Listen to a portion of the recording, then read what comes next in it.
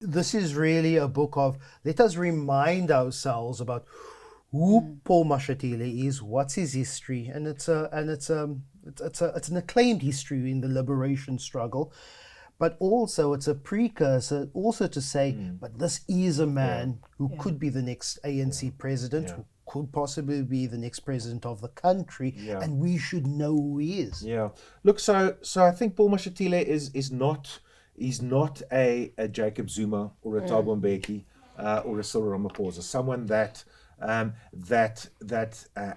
occupies a specific place in the public consciousness. Certainly, if you're outside of Gauteng, someone that doesn't have such a high profile. And the purpose of the book certainly was to put his political history in context. I mean, a lot of the stuff that I wrote about, I only came across whilst researching it, as often happens with a book.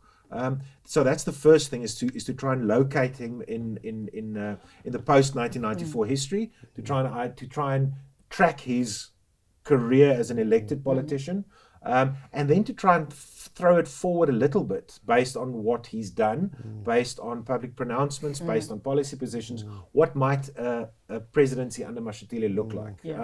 So as with every book, it sometimes takes on a life of its own once you start actually researching it.